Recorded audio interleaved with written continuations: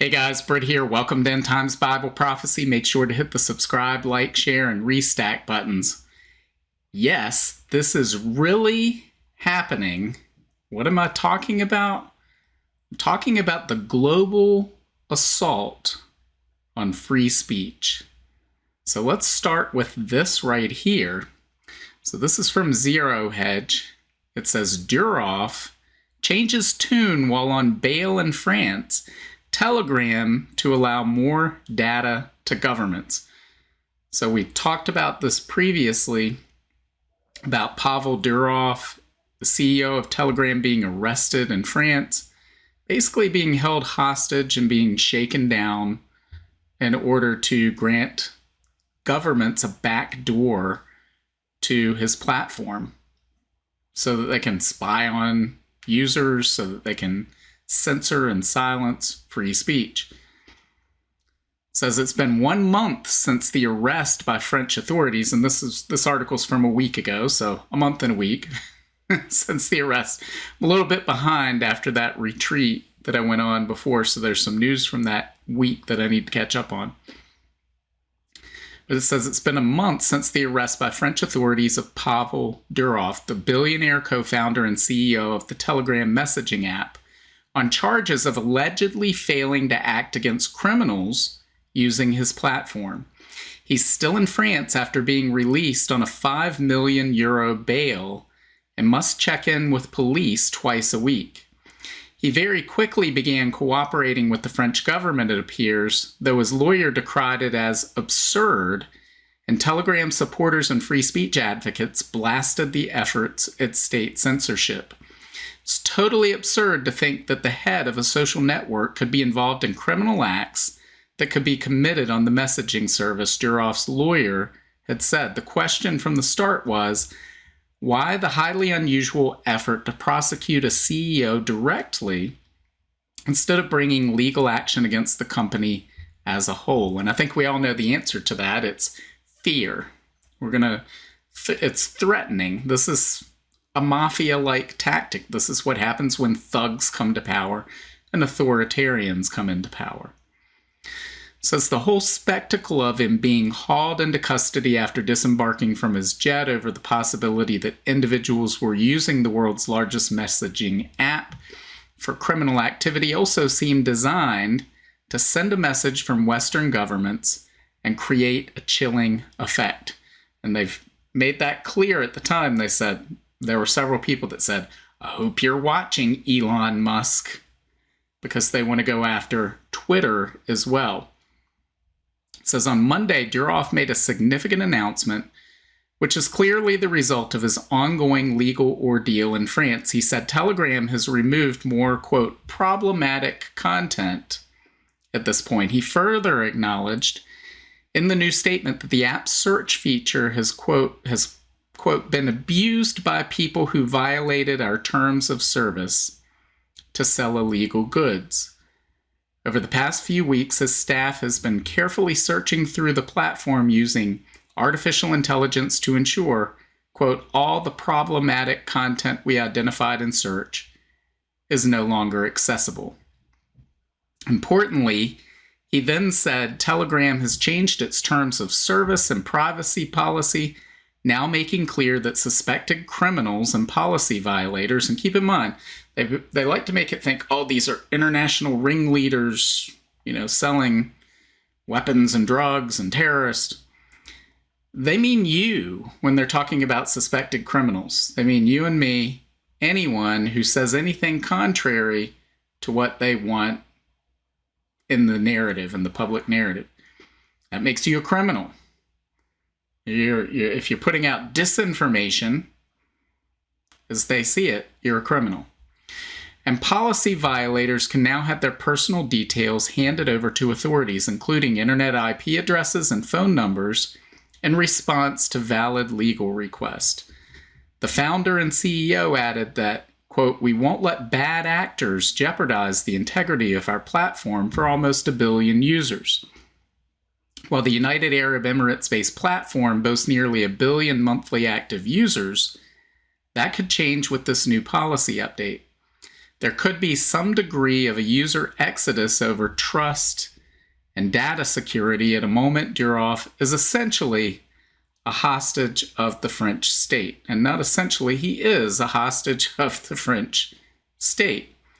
And unfortunately, this isn't just a problem in France. It's not just a problem in the EU, as we saw with Thierry Breton and the Digital Services Act. We talked about that last month, how they're trying to use that to challenge and censor political speech in the United States using EU regulations, because all the politicians in the United States, well, a good number of politicians in the United States want to censor free speech, but there's this pesky thing called the Constitution.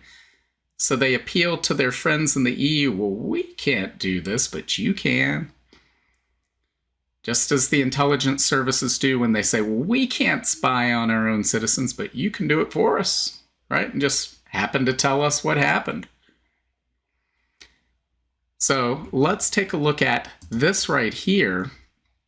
This is, I believe, from 2019. It really doesn't matter when it's from, but this is, I believe, from 2019 when Kamala Harris was running for the 2020 nomination and engaged in that primary process. And let me mute my microphone and we'll see what she has to say.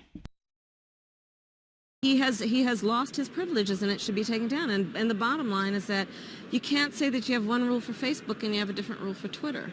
The same rule has to apply, which is that there has to be a responsibility that is placed on these social media sites to understand their power. They are directly speaking to millions and millions of people without any level of oversight or regulation. And that has to stop.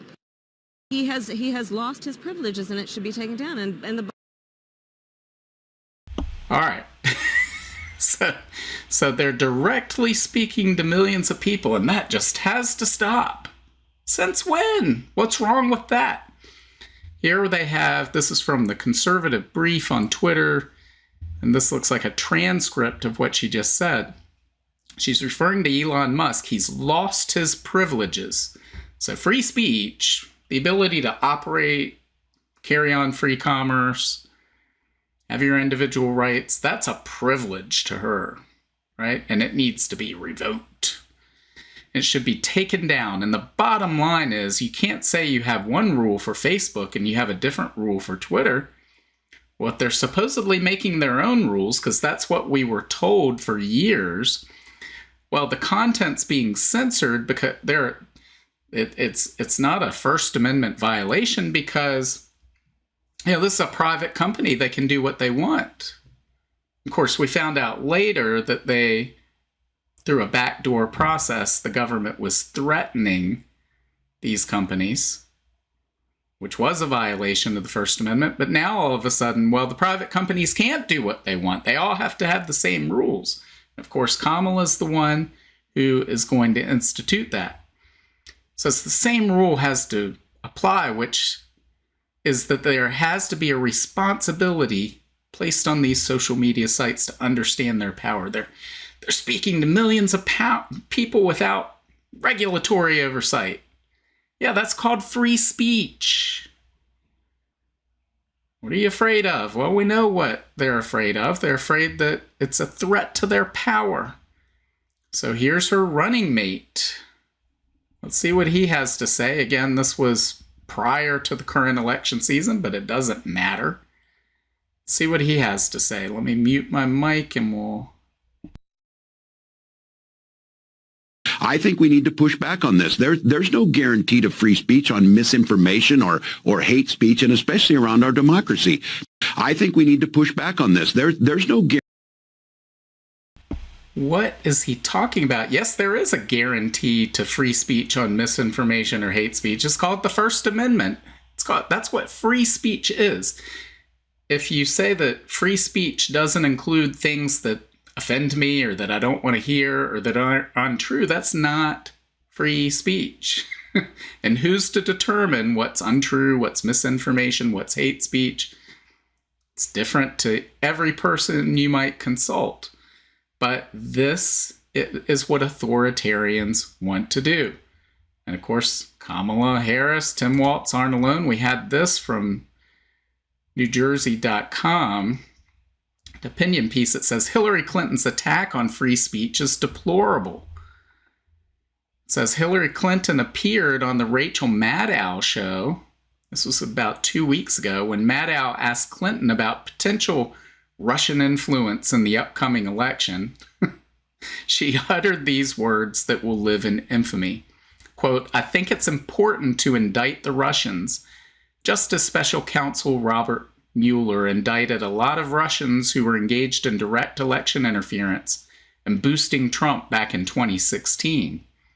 But I also think there are Americans who are engaged in this kind of propaganda, and whether they should be civilly or even in some cases criminally charged is something that would be a better deterrence, because the Russians are unlikely, except in a few very rare cases, to ever stand trial in the United States."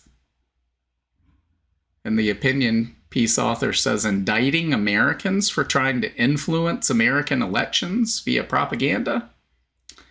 Call me a free speech absolutist. Yeah, it should be, but that strikes me as a violation of the First Amendment. That's because it is. They want to control us. Again, let's look at this article from The Guardian.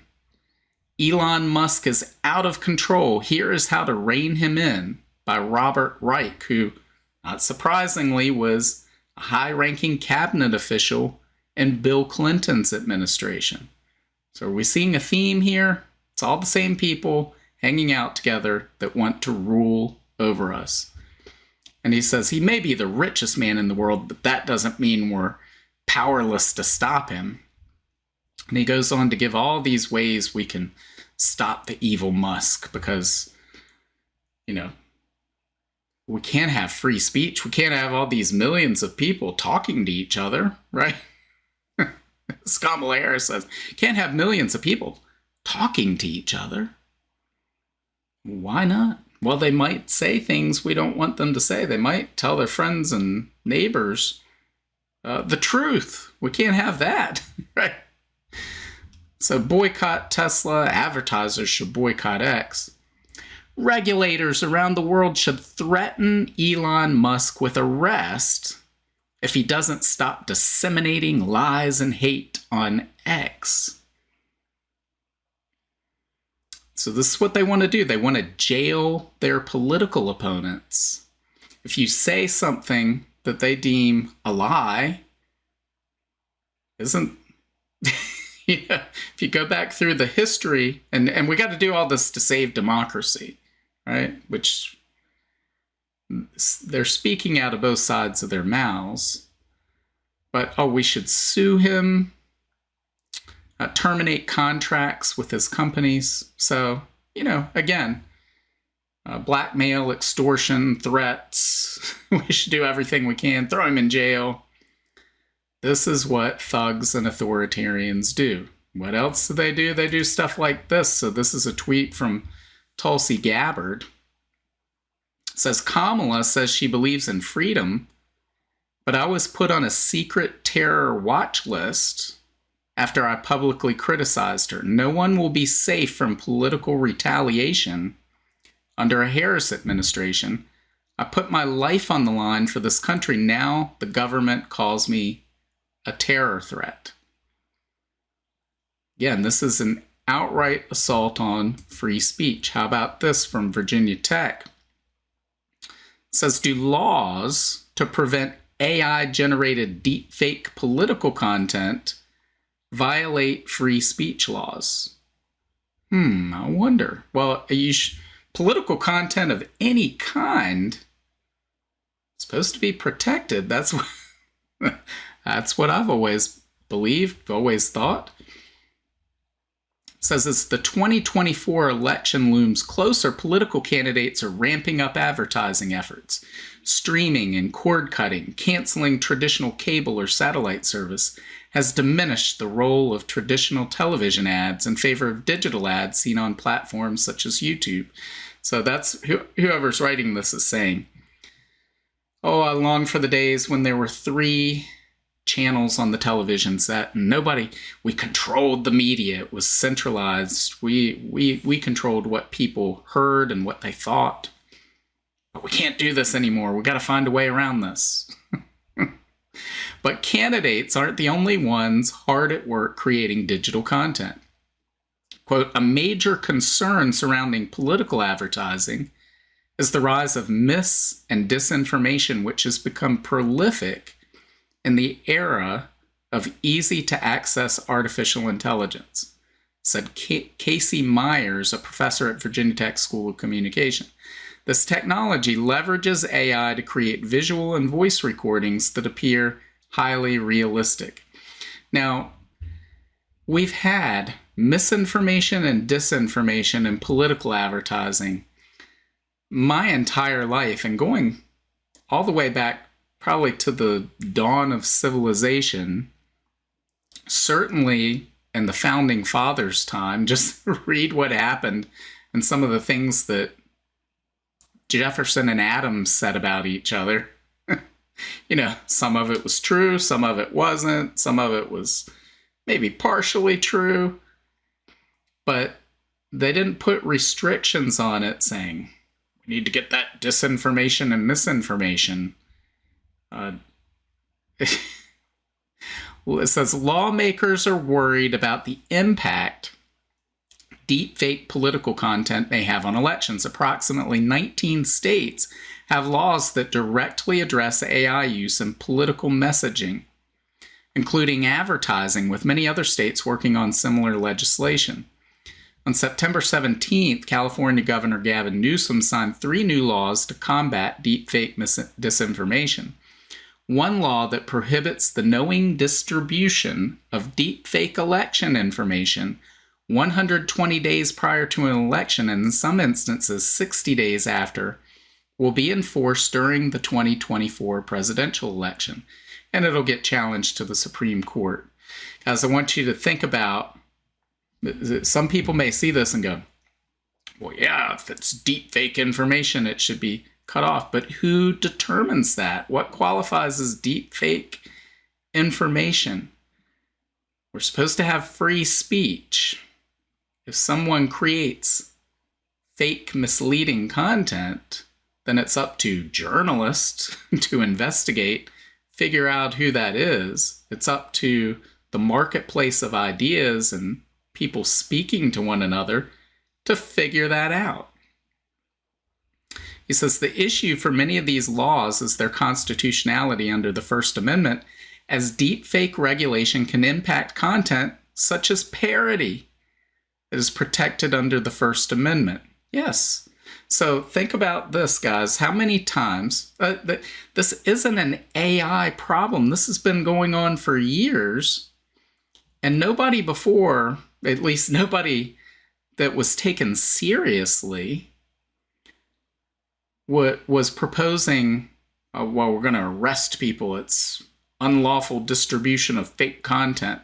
Think of all the emails that got sent around, and before there was email, people would print these up on the office copier and hand them around and snicker, where they'd say, Party A votes on Tuesday, but Party B votes on Wednesday. Ha, ha, ha. Right? Well, they can arrest you under these types of laws for knowingly disseminating false information.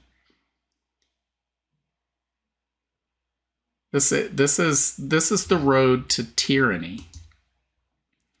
About this from CNBC, Elon Musk X and Starlink face nearly $1 million in daily fines for alleged ban evasion in Brazil. So it says X and Starlink face daily fines of $920,000 for alleged ban maneuvers. X appeared to be using dynamic internet protocol addresses that enabled people in Brazil to access the site despite a nationwide suspension. Again, how terrible people can access a site with information on it. Brazil's Supreme Court previously found that X had violated federal laws and in August issued a nationwide suspension order. Where's the United States government? I mean, this is really a rhetorical question because we see where the people in this administration stand as far as all of this goes. But why aren't they supporting Musk and saying, you know what, the United States government, we're going to foot the bill for free Starlink access for everybody in Brazil in defiance of this order? Didn't we have, radio-free Europe during World War II? We supposedly stand for democracy and freedom and liberty, yet here's an opportunity to stand up against tyranny and stand for American values and people's access to information and free speech. Yet there's crickets chirping. They're not doing anything to stand up to tyrants like this guy. But there is good news, guys. Let's take a look at this article right here from Zero Hedge. This is from, it's a couple of weeks old now, but it says attention-seeking EU Commissioner Thierry Breton resigns after Musk-Trump censorship dust-up. So again, we covered this at the time that it occurred. This guy basically threatened to destroy Twitter and the EU for the crime of Elon Musk having a conversation with Donald Trump, right? An unfiltered conversation with Donald Trump that could have irreparable harm to those who watch it, right?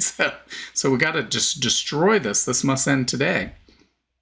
So he says 1 month after the EU disavowed comments by Commissioner Thierry Breton after he threatened to punish Elon Musk's X platform for a lack of censorship, he's out. In a letter to European Commission President Ursula von der Leyen, Breton explained that despite French President Macron designating him France's official candidate in the College of Commissioners, you, von der Leyen, asked France to withdraw my name for personal reasons that in no instance have you discussed directly with me. Listen to the arrogance in this guy's voice. How dare you withdraw my name without discussing?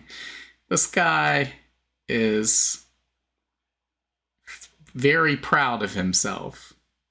And he's got a lot to learn, but it says, in short, you can't fire me, I quit. So he quits. It says Breton was roundly chastised by the EU for suggesting that he would punish X if they don't immediately crack down on, quote, content that promotes hatred, disorder, incitement to violence, or certain instances of disinformation, on the same day that Elon Musk and Donald Trump had an unfiltered discussion on the platform. And that's what happened. It says Brussels accused Breton of going rogue with the letter to Musk, saying he never sought approval from European Commission President Ursula von der Leyen to send the letter. Quote, the timing and wording of the letter were neither coordinated or agreed with the president nor with the commissioners, the commission said in an August statement reported by the Financial Times. Thierry has his own mind and way of working and thinking, said one EU official who asked not to be named. Politico Europe also reported that 4 separate EU officials said that Breton's threat to Musk caught many off guard within the commission. And I'm sure it did, right? Because it's not that the threat was made. It's that the public backlash to it and how it was made so publicly, that's what they disagree with. It's not that he tried to silence X, censor it, shut it down. Otherwise, they'd be repealing the Digital Services Act.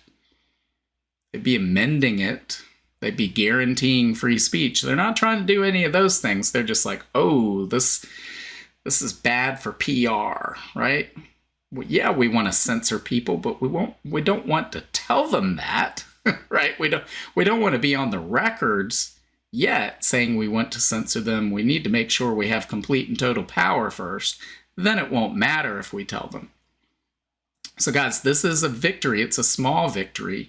We should be standing up for righteousness. We should be fighting back against the censorship, all of the evil things that are happening. No doubt about it. And there's nothing to say that we can't hold this off for a time, that we can't push back on it. But keep in mind, ultimately, this global assault on free speech, unfortunately, will be victorious again for a time, as we read in the Bible. Revelation 13:7, it says, "And the beast was allowed to wage war against God's holy people and to conquer them. And he was given authority to rule over every tribe and people and language and nation." So guys, we can push back on this, and we should push back on this. Absolutely. But know in the end where this is headed. The Bible tells us, the Bible's track record is 100% perfect. But don't let that bring you down. Let's take a look at this note from the Substack. This is on brittgillette.substack.com. It says, 3 years later, and Elon Musk is #1 on the global totalitarian wanted list. The globalists want to censor our speech. They want to control us. Unfortunately, the Bible tells us an authoritarian global government is coming. So here's what the reference was. So this was a tweet from 3 years ago where Elon Musk said, "Our satellites launching in the next few months have inter-satellite laser links, so no local downlink needed. Probably active in 4 to 6 months." And this guy here, who wants to control, right? He's one of the totalitarians. He says, "How does transmitting into a country without a local downlink work on the regulatory side?" In other words, hey, wait, if you do that, how can the government control it? And Elon Musk reply, this classic, he says, "They can shake their fist at the sky," meaning, well, there really isn't anything they can do to regulate it. It's up in space. See what you can do about it. But we've seen what the result of all of that is in Brazil. So guys, ultimately they're going to win in establishing this authoritarian global government, but don't let it bring you down. Instead, know this: Jesus is coming. In due time, you will hear this from Revelation 21, verses 3 through 4. "Look, God's home is now among his people. He will live with them, and they will be his people. God himself will be with them. He will wipe every tear from their eyes, and there will be no more death or sorrow or crying or pain. All these things are gone forever." Guys, we're going to hear that one day. So be filled with joy as you eagerly await the return of our Lord Jesus Christ. Guys, the things we talk about, we're meant to be watchful. We're meant to tell other people and warn other people. We're to share the hope we have in Jesus Christ and why we can have peace through all of this. But that's precisely what we need to be knowing ourselves, as there's no need to fear any of these things because Jesus has already won the victory. Again, I've pointed out many people are nervous about election outcomes, but I don't know what's going to happen come election day. But I do know one thing for certain: the day after the election, Jesus will still be Lord, just as he is today, just as he will be forever. Nothing that happens in this world can change that. So guys, that should fill you with hope and a sense of peace. So get busy sharing the gospel, telling your friends and neighbors about the hope you have in Jesus Christ. So let me know what you think. Leave your comments below. Make sure to hit the like, share, subscribe buttons. God willing, I will see you on Wednesday. If you want to learn more about the end times and Bible prophecy, make sure to visit my Substack at brittgillette.substack.com. There you'll find my latest videos and articles, as well as notes, where I share the latest news headlines, the articles I'm reading, and the videos I'm watching. Subscribe for free, and each new post on Substack will be sent directly to your email. Just scroll to the bottom of the homepage and hit the subscribe button. As an added bonus, your first welcome email will include a link to a copy of my free ebook, 7 Signs of the End Times. Also, make sure to check out all of my books. Just look up Britt Gillette on Amazon, Barnes & Noble, Apple iBooks, Google Books, Kobo, or anywhere books are sold. Thanks for watching today, and until next time, keep your eyes fixed on Jesus, the author and perfecter of our faith.